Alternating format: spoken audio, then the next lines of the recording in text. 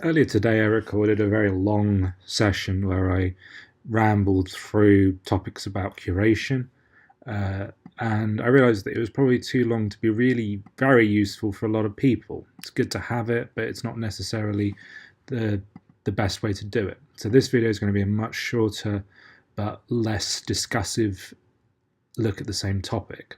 I've used some files which I've downloaded from Moodle on this image I, and I'm just going to very quickly rattle through the steps that you might take to do a curation. First, I'm going to despeckle the image in order to get a nice clean red channel, which will be a lot easier to see individual cells on in this particular area.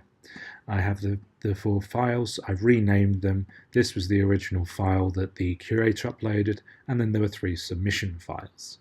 I've already looked at them, but I'll just give you the example of them. So I'm going to make a Z project so that we can have a look at it in a flat way at the same time. So that's Z project average. And we'll get mtrack.j open on both of those. mtrack.j. Let's load our original curation. It's properly clustered. It does have this annoying, always check this, always check, make sure that that's unchecked. There's our initial tracks, and then I've checked all the other ones, and they are all properly clustered. All of them, I think, have this option on, so again, uncheck it so you can see them all. And they probably also will have the original curator tracks in them in addition. What we're going to do as a first step is import all of the files. So I already had one open. I'm going to import 2 and 3 in the originals. So you can see we keep adding tracks onto there. Now we have a lot of duplicates. Like you can see that this track has multiple numbers in the same position, in the same place. So I'm going to hold down the Option key or the Alt key, depending on what your computer is, and we'll call this one merged. And we'll use the tracking tools remove duplicates option, which will just be in a smaller menu for you, to remove the duplicates from the merged file.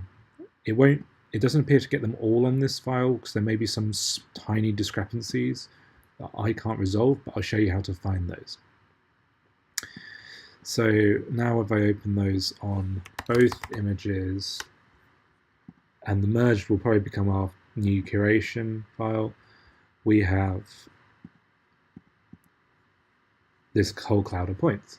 Now, how do we make sense of this? Well, first of all, as a curator, you probably got to know your area, so you'll be able to spot any tracks that are dodgy if you can see them. Of course, you can't really see them at the moment. This might be one situation where you do want the display any tracks present in current channel because it only shows you a few at a time. But if you see a track which looks a bit weird, for example, this one does a massive jump. Is that actually a real cell movement? We can have a look. This was track, in fact, this one has a duplicate number as well. If you look closely at the head, you can see that there's 2 numbers written over the same track. That means there's a duplicate, so we'll hold down the control key. Oh, I didn't reload them, that's why.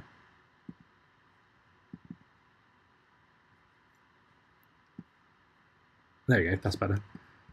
Yeah, see, by removing the duplicates, we no longer have that problem. It just says 54 now and not something else. If I look closely at that track, which I'm going to do over here because it'll be easier to see that in a flat view. There's our track.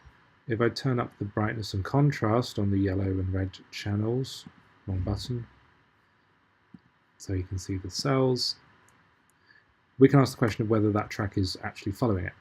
I'm going to change the displaying options to make the points a lot smaller because the big fat points are kind of overlapping and it's getting hard to see where they are. I'll pretty much turn them off there, that's fine. So the question is,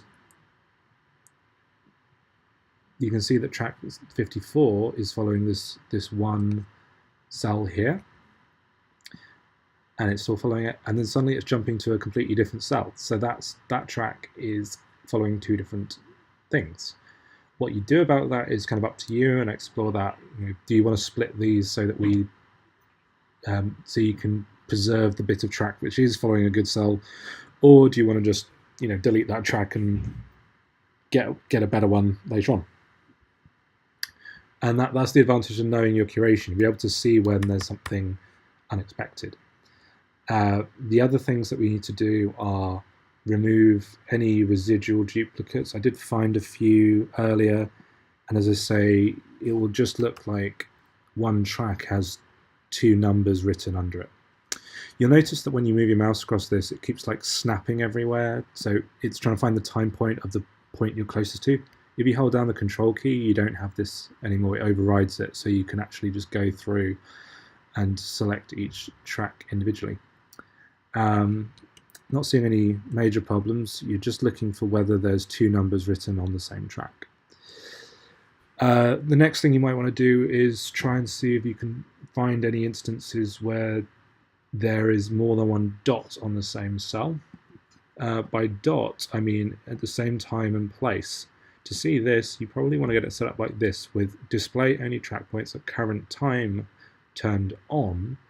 I'm going to make the points a bit bigger, and I'm also going to hide the track by making the track width 0, and I'll put that to 6, and I'll change point coding from distance to both so I know which Z plane I'm in with each point. See, this now only shows single points per cell, which is a lot easier to try and work out where you're going. Of course, the points are red, and we have red cells. That's annoying. So let's switch those over to cyan. There's no reason to keep it as red if we don't need it to be red. Oh, I was just changed the yellow channel. That was wrong. Yeah, let's switch over to cyan. And now I can more easily see the red points. And let's turn the red color down a bit. It's a bit too oversaturated. There we go, much better. Okay, so I'm just looking for any 2 points which are very close together. Here we go, this one, they're right on top of each other. That's definitely going to be erroneous, and I think if I watch that track, they're going to move exactly in tandem, and they are. See, it's just moving up and down there, that 127, and there's another number behind it. That's clearly a duplicate, we'll delete that. You're looking for any instance where you have a cell that is literally got 2 tracks on it, or any instance where you have 2 numbers in the same place, or any instance where you have 2 tracks together which are so close together, like this one, that they might be following the same cell. You find that situation, find the cell that it might be looking at. Here it looks white because it's yellow and cyan at the same time. And if I watch this cell, it looks like track 57 is following it. And probably track 196 as well appears to be following the same cell. So I might look at those, or I might just consider from these few points which one is better following it. And I think track 57 is staying in the center of the cell while 196 is not. So I might decide that 196 has to go. There's another one that looks very close. 57 and 19 look like they're basically on the same point. I think they're probably going to be this red cell. Where'd it go? Ah, there it is. It's probably this red cell here. I'm going to again just play with the brightness of the yellow, the now cyan channel. Let's bringing up the minimum. Yeah, I think it's this red cell here, and if I follow them, well, 57 just ends, so 57 is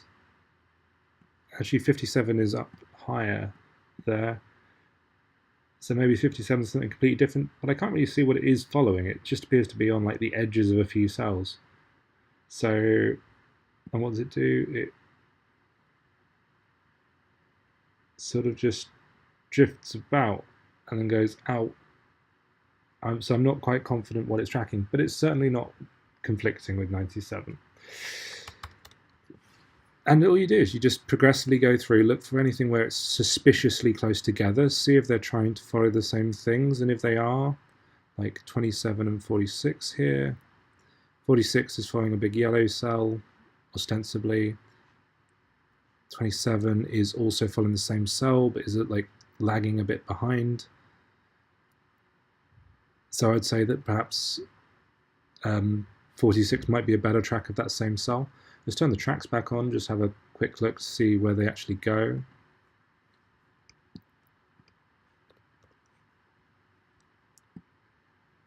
You can see they're running completely in parallel. But 27 is sort of lagging behind 46. And then 27 ends a lot earlier than 46, which appears to still be following the same cell. So I'd probably delete 27 from that. Unless I thought it was just tracking two adjacent cells. They might be. You just have to judge it for yourself. You're the creator, you're the master of your own domain, and you can decide for yourself. So I might delete that one. And all that's really going to happen at the end is I'm going to check to see that your clustering is correct by basically looking at the measure table, and I expect to find that all the clusters have either 1 track, 4 tracks, or 7 tracks in them. 1 track for a single cell, 4 tracks for a single division, and 7 for 2 divisions. And I can go higher than that, but it's basically a formula based on the mother cell, the 2 daughter cells, and that single point of division. And it's going to be open up. I'm going to have a quick brisk look through to see if every cell has a dot on it. If I'm seeing lots of cells without dots on them, for example, here, here, here, here, then that would mean that you haven't got it complete. If I was looking more in an area like this, and I was looking at it, say, well, you know, there's a good attempt to get as much on there as possible. Like this area is really good. There appears to be a dot on every cell. I'll be looking for things that are very close together. I'll be saying, okay, are those the same track? No, they're going in different directions.